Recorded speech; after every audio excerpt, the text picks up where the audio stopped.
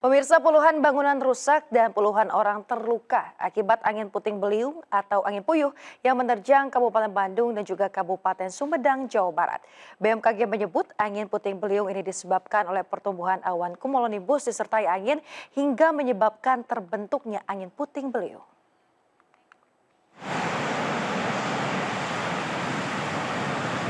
Angin puting beliung menerjang wilayah kawasan Ranca Eke Bandung dan Jatinangor Kabupaten Sumedang, Jawa Barat. Angin bertiup dari arah utara ke timur di sepanjang Jalan Raya Bandung Garut dan menerpa sejumlah bangunan. Sejumlah material bangunan pun ikut terbawa kencangnya angin. Pusaran angin berwarna gelap ini membuat warga panik. Sementara itu, Badan Meteorologi, Klimatologi, dan Geofisika atau BMKG Bandung menyebut angin puting beliung disebabkan pertumbuhan awan cumulonimbus disertai angin hingga menyebabkan terbentuknya angin puting beliung. Menurut informasi dari BPBD Kabupaten Sumedang, angin puting beliung tersebut berdampak pada beberapa atap di rumah di Kecamatan Jatinangor Beterbangan, dan juga angin puting beliung tersebut merobohkan pagar PT KHTEK di Kabupaten Bandung. Badan Nasional Penanggulangan Bencana Jawa Barat menyebut puluhan bangunan rusak akibat puting beliung.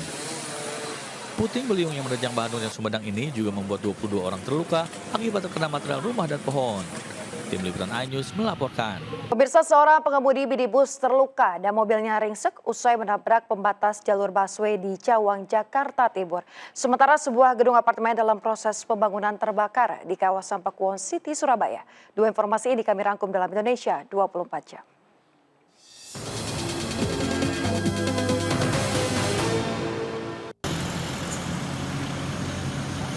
Pengemudi mobil mengalami kecelakaan tunggal usai menabrak separator busway di Jalan MT Haryono, Cawang, Jakarta Timur.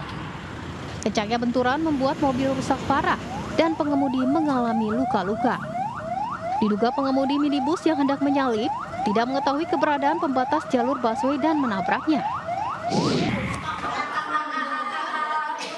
Kebakaran terjadi di sebuah gedung apartemen yang dalam proses pembangunan di kawasan Pakuwon City.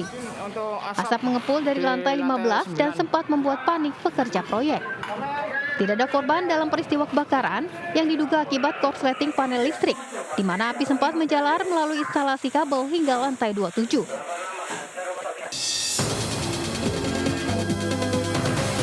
Pemirsa, gejolak kenaikan harga beras menunjukkan tanda bahaya karena bisa berdampak inflasi dan juga daya beli masyarakat.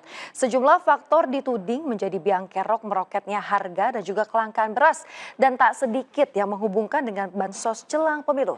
Namun benarkah demikian? Berikut ulasan selengkapnya dalam editorial.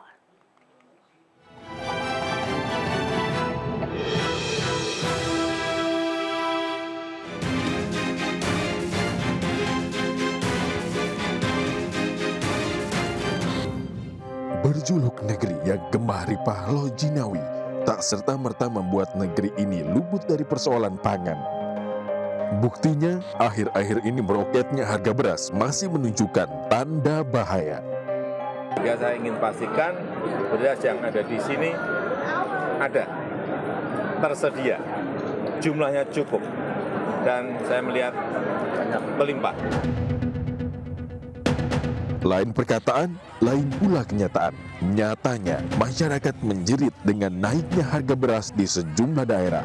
Bahkan, tak jarang masyarakat harus berebut mendapatkan beras murah dalam operasi pasar. Ironisnya, kelangkaan beras kualitas premium juga terjadi di retail modern, diduga imbas minimnya pasokan. Untuk saat ini harga beras udah melonjak tinggi banget, nggak terkendali lah. Jelas sekarang keberatan dengan harga sembako segitu tingginya. Kalau ada orang mau makan nasi minta dibanyakin, kadang suka bingung, harganya dinaikin, takutnya nggak makan lagi ke sini, dimurahin, kitanya yang rugi kan. Ya, beras itu memang semakin naik, kan biasanya beras itu murah gitu kan. Sekarang merasa keberatan lah gitu. Saya biasa kalau beli 10 liter gitu per minggu, jadi sekarang paling juga ukuran lah gitu 5-7 liter. Tersudut persoalan beras, tak jarang pemerintah mengambil jalan pintas dengan mengimpor beras. Belum genap 2 bulan sejak pergantian tahun, pemerintah sudah mengimpor beras lebih dari 400.000 ton. Persoalan harga beras sebenarnya sudah mencuat sejak September tahun lalu dan semakin runyam di awal tahun ini. Tidak efektifnya ya jalur distribusi beras ya, yang terutama program stabilisasi harga pangan di mana melalui jaringan pedagang ternyata itu membuat biaya semakin tinggi dan mahal ya. Sejatinya, ada beberapa penyumbang karbohidrat pengganti nasi dengan harga lebih murah sebagai alternatif asupan makanan. Berkaca dari persoalan yang berulang, sudah semestinya pemerintah memberikan perhatian maksimal terhadap petani demi menjaga ketahanan pangan nasional. Tim Liputan iNews melaporkan. Kita ke informasi berikutnya, pemirsa. Seorang calon anggota legislatif di Kota Medan, Sumatera Utara membuat kegaduhan saat rekapitulasi suara tingkat kecamatan. Sementara di Kabupaten Goa, Sulawesi Selatan, dugaan praktik politik uang yang dilakukan salah satu calon legislatif terekam CCTV.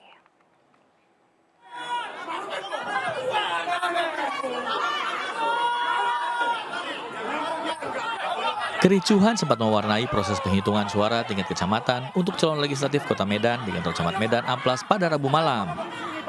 Hal ini terjadi karena ulah seorang anggota DPRD Medan, David Roni Ganda Sinaga, yang meminta penghitungan suara di salah satu TPS yang sebelumnya sudah terlewatkan. Sontak tindakan caleg Dapil 4 untuk DPRD Kota Medan ini memicu amarah belasan saksi partai politik yang tengah menggelar pleno rekapitulasi tingkat kecamatan untuk pemilu 2024. Mereka mengusir David hingga nyaris terjadi baku pukul. Karena membuat kericuhan, aparat kepolisian bersama dengan petugas TNI membawa David ke ruang terantip kantor camat.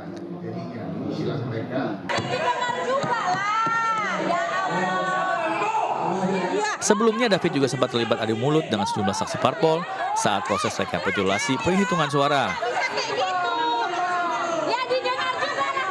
Kedatangan David di area rapat pleno rekapitulasi tingkat kecamatan disebabkan tidak puas dengan hasil penghitungan suara pemilu 2024 di beberapa TPS Kecamatan Medan Amplas. Dari Medan, Sumatera Utara, Said Ilham, iNews melaporkan. Sejumlah warga yang hendak mencoblos pada pemilu 14 Februari lalu terekam CCTV keluar masuk rumah salah satu caleg Kabupaten Goa di Kabupaten Somba Opu. Diduga warga diarahkan tim sukses caleg tersebut untuk menerima sejumlah uang sebelum masuk TPS yang tak jauh dari rumah calon legislatif. Beberapa warga bahkan memperlihatkan uang Rp100.000 yang diterima dari seorang caleg hingga viral di media sosial. Tak terima dengan praktik politik uang, seorang warga melaporkan peristiwa ini ke Bawaslu Kabupaten Goa. Sementara tim sukses mengaku aktivitas warga di rumah caleg untuk kepentingan pengecekan DPT. Jadi ada betul rekaman yang dibawa, tapi nanti kami tindak lanjuti, kami akan periksa dan kemudian akan dibawa ke sidang pembahasan Gakumdu. Kini laporan dugaan politik uang dalam penanganan tim Gakumdu Bawaslu Kabupaten Goa. Dari Kabupaten Goa, Sulawesi Selatan, Bugma, iNews melaporkan.